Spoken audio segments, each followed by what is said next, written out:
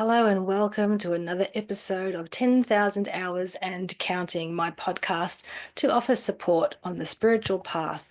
It's the kind of life skills that aren't always as easily measurable as some others, and so I want to offer my experience and the words of some of my guests to support you to keep going, to encourage you on your path as a human being having a soul journey.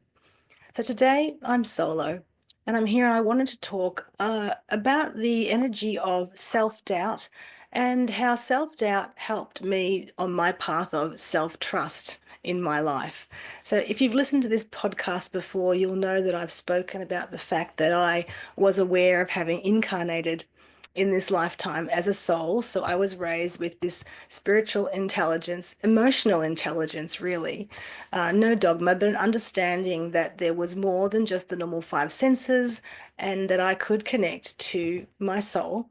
And that was a beautiful gift for my soul in this lifetime. But at the same time, you may also have heard me talk about that energy of the cup of suffering is not the same size for each person. And the life that we incarnate into and the choices and the contracts that we make, of course, it's that grass is always greener. Nothing is necessarily easier than anybody else's journey. So, having known that from the beginning and navigated childhood and teenagehood into adulthood with the spiritual understanding and certain spiritual tools that, yes, did help me to work with the energy of other people, it still hasn't made my life easier than someone who may have awoken a bit later on their journey. And sometimes people would say to me, different friends I'd meet over the years or other practitioners, oh, they sort of have an envy, like, oh, gee, you've done that. But it is what it is. And it's the cocktail, the beautiful energy of what our soul brings through, what lessons will most help us in this lifetime, help this aspect of us in order to really move forward on our whole soul, a whole aspect of whole soul journey. So I just want to also encourage you again to look at your life in the way that it is and focus on what it means for you and not be too much worried about what's happening for others. Self-doubt. Let's go with that. Now, for me, the self-doubt is part of my makeup in terms of I've got the numerology and some of the astrology, the human design. I'm a number 11, and 11 has always brought that, as well as being the energy of it can be master teacher. It's still two ones trying to make a two sometimes, and that can bring up, and had for me in the past, the energy of a bit of friction between the two ones of oh, going this way or going that way, and having to bring together the sort of, it's almost like a polarity, really, of bringing both of these energies that really couldn't coexist together into one. And so that's been part of my journey. So I would encourage you, often people will not want to go to the more, I want to say negative, darker aspects of pain. They might say, oh gosh, oh, it's a journey of, self-doubt and self-love. And I can remember quite clearly. So when I was a teenager, obviously reading different self-help books, and this is in the 90s, and so reading different books. I remember once being in a bookstore and buying a beautiful little book about loving the self, and there was some beautiful channeled wisdom from this Native American spirit at the time who was channeling through a white person. Beautiful meditations on self-love. And the person I was with at the time put a little bit of a shocked energy on it. So I said, oh, don't you love yourself? Oh, how dreadful. That was the attitude. And for me, I felt, no, I love myself enough to explore the parts of me that doubt myself. So to me, it's always about having the courage to explore the parts of us that maybe feel wounded or feel small or blocked in some way and that's the love to look at them, I think, have a loving focus. It's a little bit like people not wanting to talk about, if you heavier emotions when you might be talking about humiliation and someone says, oh, don't you mean embarrassment? And I'm like, no, I'm talking about the frequency of shame and humiliation. I like to go right down to the depth of it and not just skim on the surface. It's also important, of course, that we don't take a lens to ourselves in a harsh way. I'm not talking about scouring myself. I'm just saying that my soul and my soul inquiry of this lifetime is wanting to look at those feelings and not be frightened of them, because when we go into the depths, it is possible to transform that with love and with light. I mean, it's not just for anybody, and it depends where you're at on your journey of what feels right for you. But I certainly wouldn't be rejecting out of hand the more sort of scary human emotions. I'll précis this into a little story. So, 20 years or more ago, I was doing coaching, starting into coaching because I wanted to find a way to bring my spirituality through and offer it. And I didn't really know how to do that in the late 90s in a way that worked for me. So I was going to lots of coaching things, and I'm quite young at this point. And lots of the people there are older than me, and there's all the methods and everything. And of course, coaching is really helpful, but it depends if you're actually applying it. As with any tool, are you just putting it out there as a concept, or are you applying and embodying it? And I remember one time being at a function with other coaches, a training function, and they had a facilitator there who was going to help us do an exercise which was breaking a plank of wood. We would write whatever was our challenge and our great fear at that time, our deepest challenge, on this plank of wood.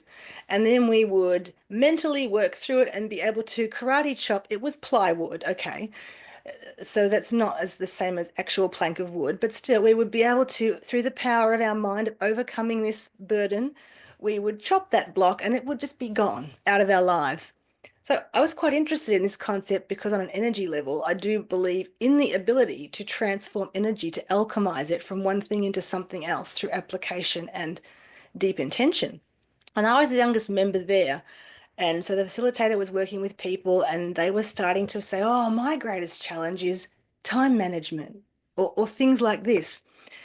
And I realized that was the thing of people just wanting to dip their toe, or perhaps maybe not even understanding that there's more beneath that. We always, in healing, want to go to the source in order to really effect proper change. I mean, you can dabble around in the top layers of that if you'd like to.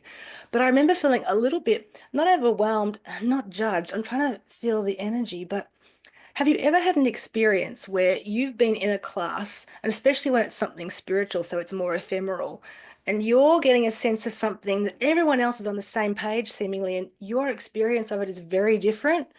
Well, sometimes facilitators don't know how to handle that, and they can not bully you, but kind of want to single you out, like, oh my God, are you feeling that? Everyone else is over here.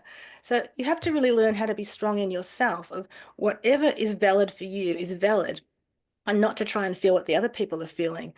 So I knew, and I have this part that often when I'm asked a question, the frequency of truth just comes through. And he was just going around the room, sort of pointing at people, what's your biggest challenge?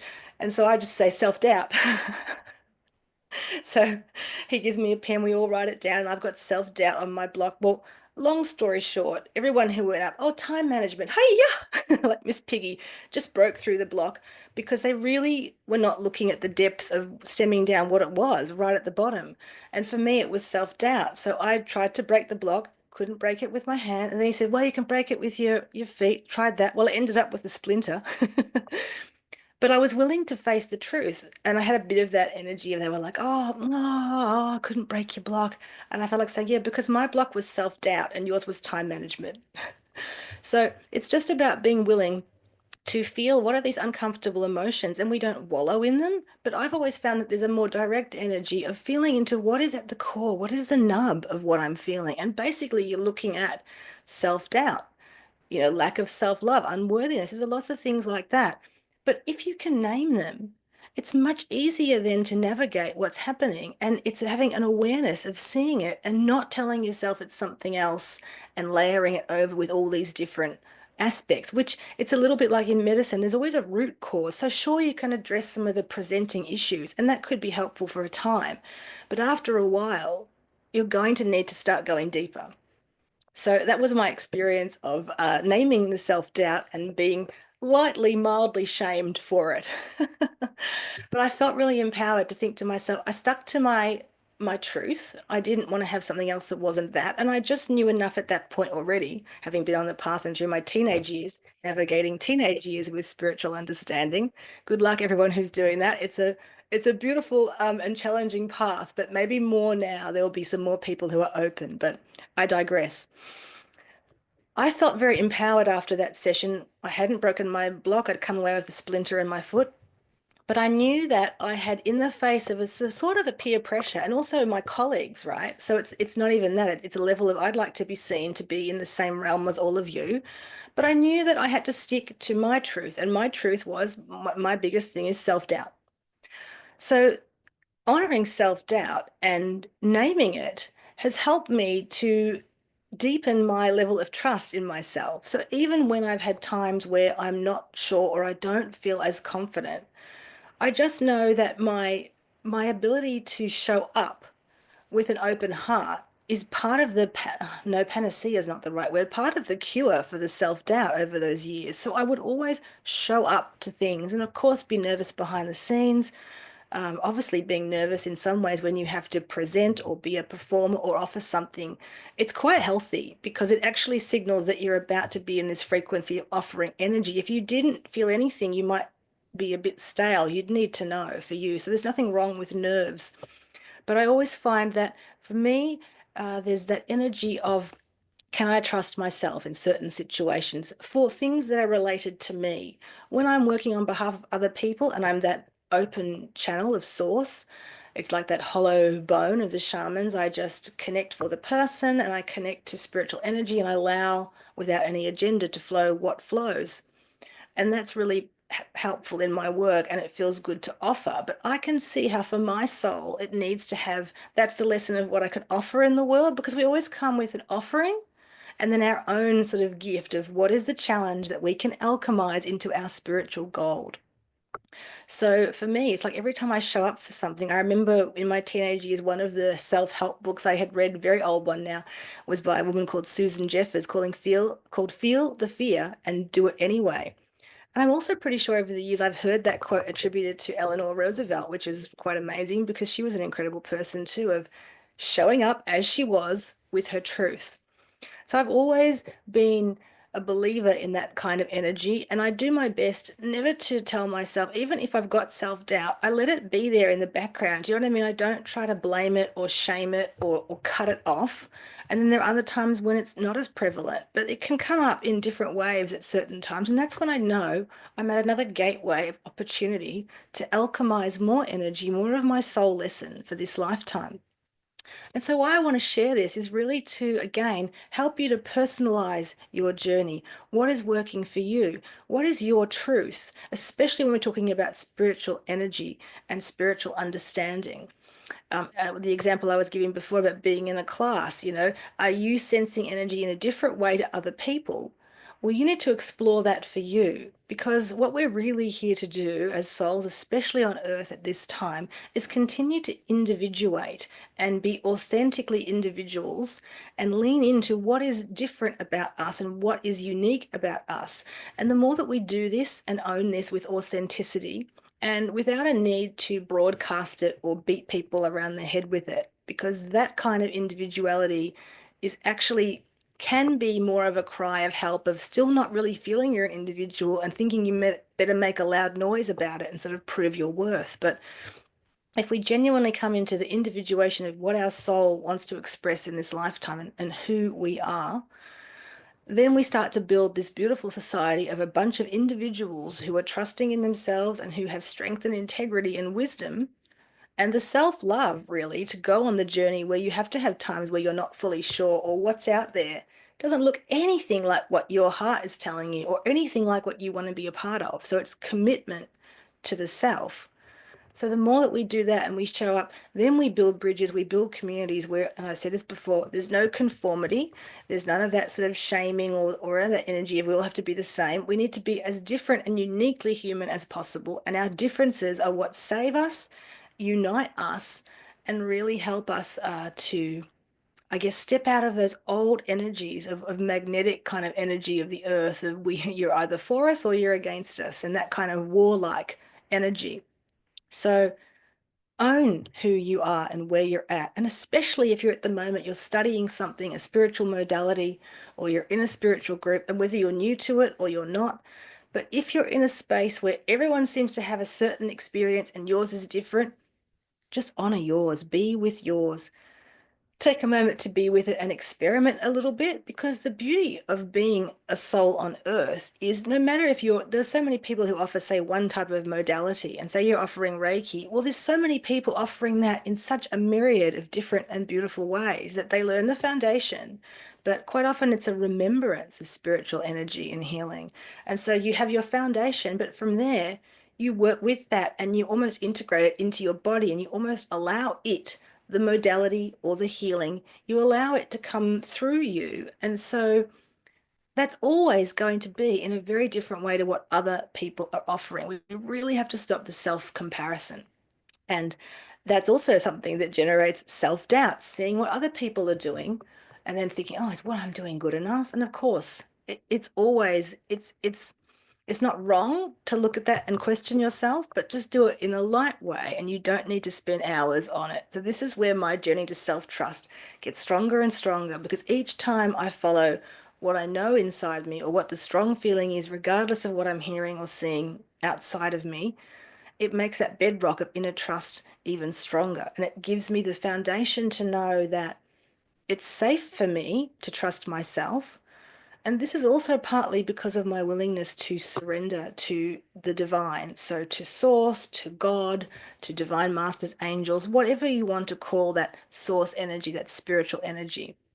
I truly believe that we are here. We are never alone. We have many spiritual guides and energy assistants available to us that we can tune into and use our free will to activate.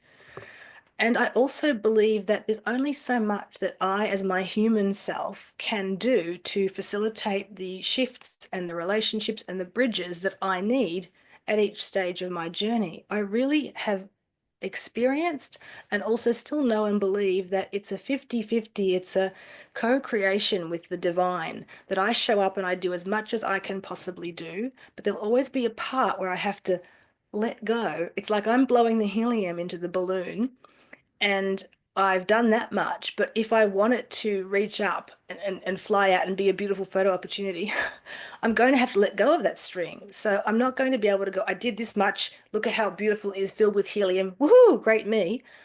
I need to then say the next part of the beauty, the unknown, is I let go and I cannot control where that balloon will end up.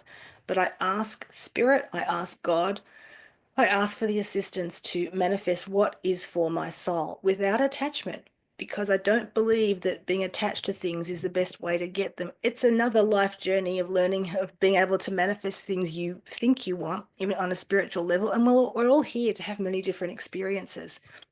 But for me, it's always about that coming back to that center, to the energy of purity and truth frequency of what is right for me.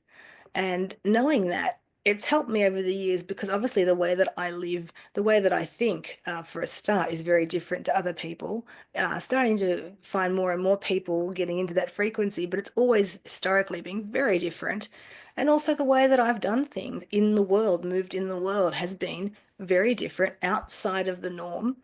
And so I needed that belief. I needed that connection to spirit where the miraculous happenings would occur, out of the blue. And those things occur, they show up for you, but you have to have enough self-trust to take that offering, to see it for what it is, to notice the sign, because the universe can show you signs, but if you're caught up in your head or you've got an agenda, you're looking over here, you're fixated on one way, it's possible that you'll miss those beautiful other signs that might be leading you on an unexpected path.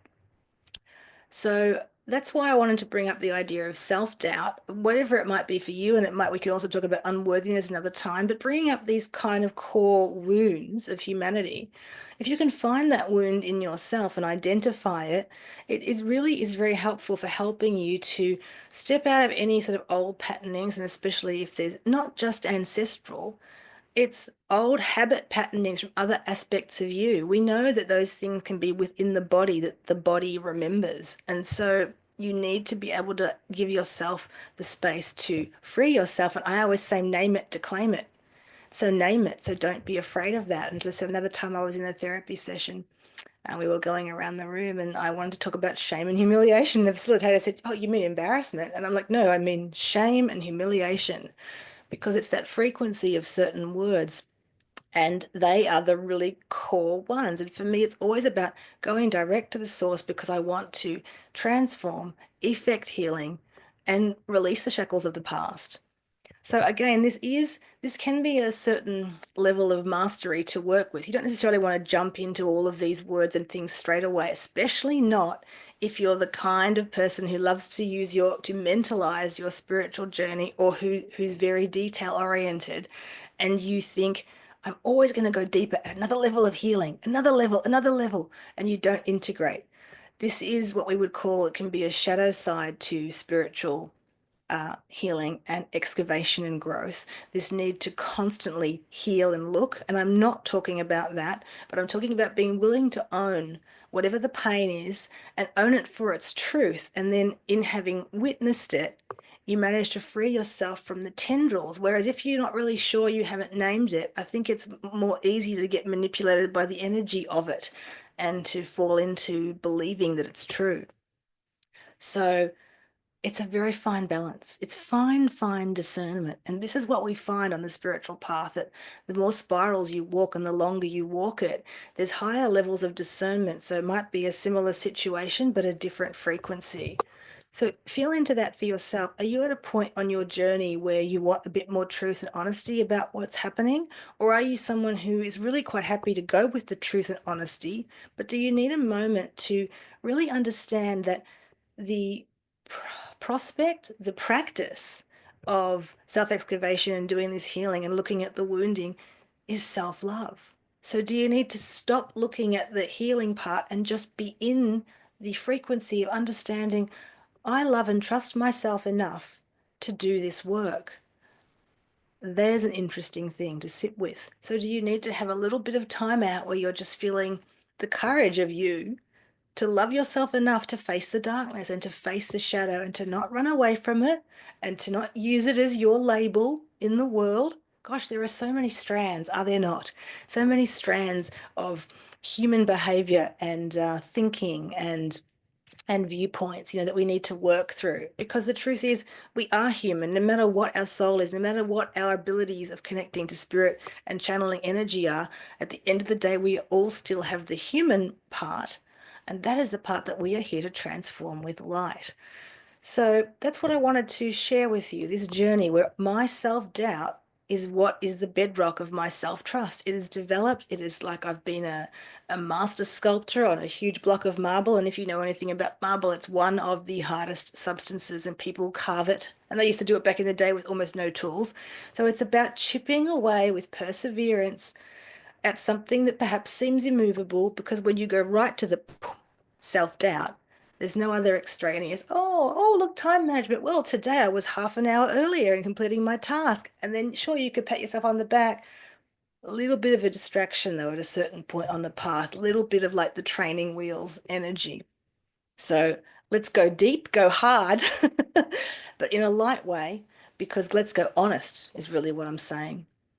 There's nothing wrong with naming that you feel self-doubt. In fact, there's nothing wrong with naming that you feel you feel unworthy, because in naming it, it gives a little bit of freedom. It opens the way. It's almost like your heart and that inner wisdom in the soul and the universe says, aha, truth. And then that gives you the potential to move forward. So don't worry about your wounds. I'm not calling them wounds. I do want to call them wounds, though. I do want to call them wounds because they've come, they're specifically with you. It's not just an accident. It's not even that you've picked it up from your family. There can be an energy of that, but it's still about, let's focus on what it is in me. What are my lessons? I have a beautiful friend, and she was talking about, she said, I feel like I have the same 5 life lessons repeating over and over, got to work through them. And I'm extrapolating from what she said, like a Mario game. You've got to jump up the level, and then you think you've seen the same monsters again. Yes, it doesn't mean that it's wrong. It's the process of what your soul is doing. And she's wise enough to know that it's always that next layer, next layer. It's not the same thing. But sometimes the human part says, really? Are we doing this lesson in the same way again? So you've got to have love for it. But you've got to love where you are, where you're at, who you are, what's in your life, and what's presenting. And when there are days when that's hard to do, that's okay as well. But I do say that it's loving to look at the darkness. It's loving to not feel love for the self and then find a way through it. So I think that there's quite a dichotomy there, and I hope that that's helped me sharing some of those things from my journey. As I say, it hasn't made my life easier than someone else who perhaps wasn't aware of this spiritual energy until later. It's just made it different. So, how I trust myself now too, it's that bedrock foundation. It's a body feeling. We've discussed this before with other guests too. It's about being in the body, because you can mentalize all you like and you can use spiritual energy through the head center, that's fine, but you really do want to integrate it. And so, as I said before, it's about tuning in and feeling into your own body, which is always wise and always wants to speak to you. And so, where is the tension that comes up when you think about self-doubt? What is it in the body? The other thing I like to do, I may have spoken about this too, but it's a nice exercise to try. I work with this in two ways. First, when there's physical pain, but second, when there's emotional pain, is I just sit quietly and I breathe and I intend and allow to connect to, let's talk about the emotional pain in this moment. So to connect to the self-doubt. And I basically ask it where it is within my body or my fields. You can go to fields, and this is an experimental practice, so you can just start, but this is how I would work with it. Where is it at this time? Where am I feeling it in my body? And so I allow a feeling and I breathe into it, and I really like feel into what part of the body it's in. I breathe into it. And then you ask it to show itself to you, to give you a color or an image or a texture.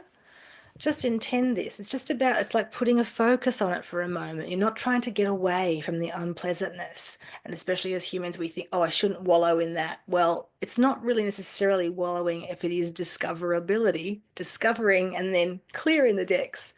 So asking it where it is, naming it, asking it where it is within your system, feeling into where it is, and then asking for a visual or a sensation again, so you can put like a lock on it. You can, you can focus in and you can feel it.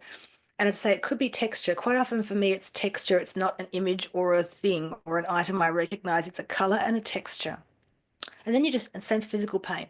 You sit and you breathe in that color, that texture, that image. You could breathe in the energy. You could just say, self-doubt, self-doubt, and just repeat it a few times. And you sit with that frequency and you allow yourself to just mm, be in it in a way that is neutral.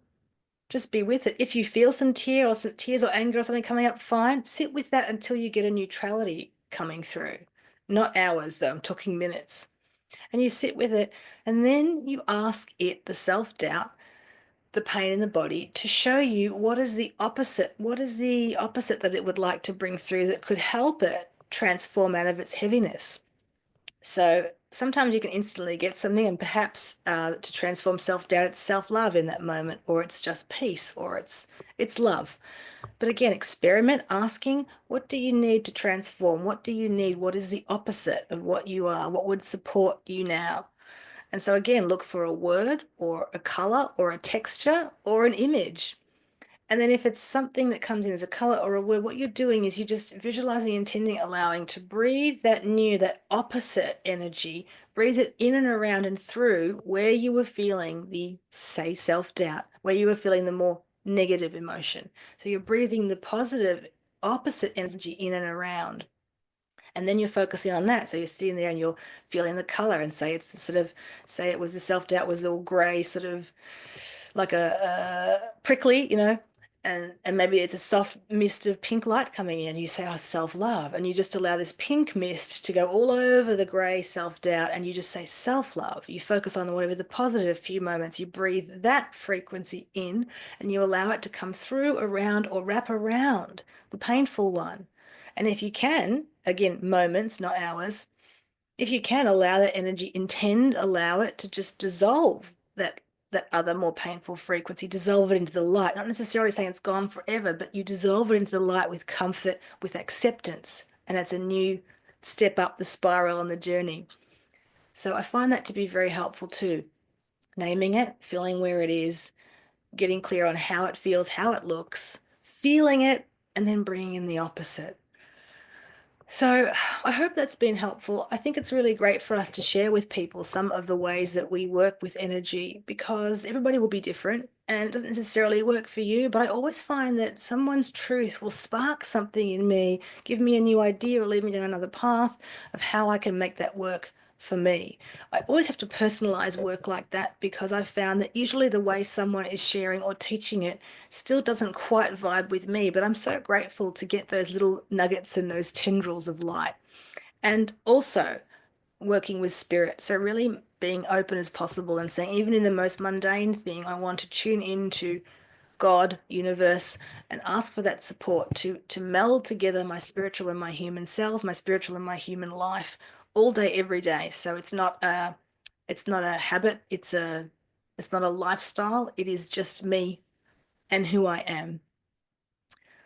And that's just what I wanted you to sit with at the moment of what are the things you've brought through, not to worry about them, but go to the depths of the nugget of it, always to the nugget, so that we can bring the light there, not so that we can make it a heavier thing than it needs to be. Again, I'm saying it's discernment, but I just wanted to share this at this sort of different level of mastery on the path where it's okay to have these things and I can actually love the self-doubt and the unworthiness because I've had those experiences where they just chip away at that block of that heaviness and it brings through the beauty and the love. And everything that's happened for me in my life is basically because I love myself enough to show up for the things that scare me, the things that I don't know what to do next.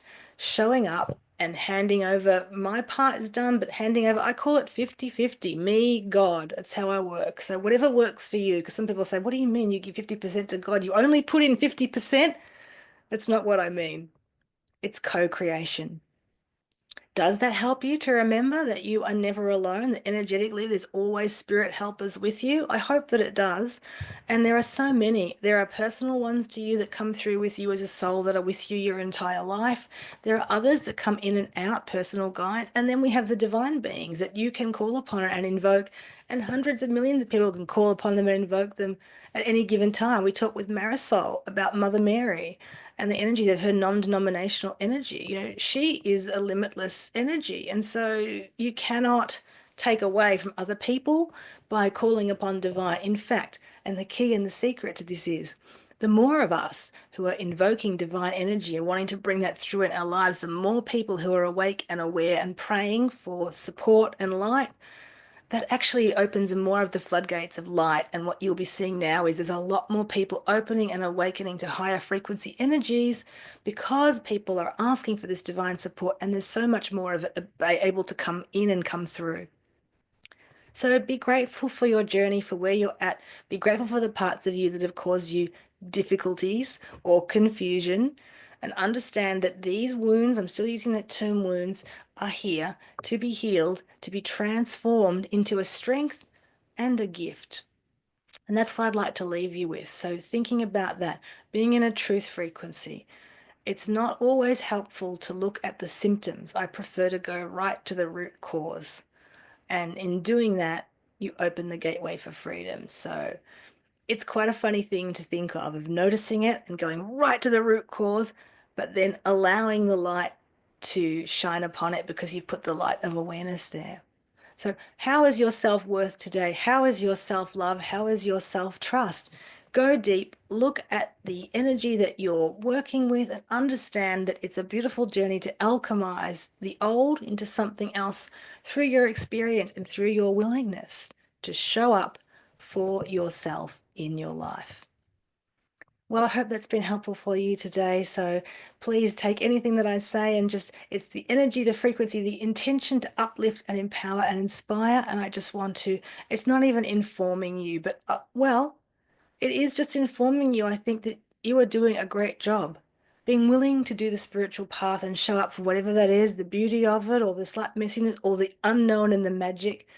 You are really doing an amazing job at being a human soul. So keep going and be your own cheerleader and look for sources to uplift and inspire and support you, because otherwise it's a very tough journey and you are not alone. So remember that. Remember that and look to the people around you who see the truth of you and remember you and love you even when you're in your moments of being in self-doubt, and don't judge you for having a different way of offering Reiki healing than the other Reiki healers who just accept you as you are and the beauty of all that you are, because we are all unique and there's no need to be the same as another. To do that could dull your own spirit, and the world needs us to be these unique, truthful individuals at a frequency of love. Blessings to you all now from the 10,000 Hours and Counting platform, and we'll be back with some more episodes coming up. So, namaste from my heart to all of yours.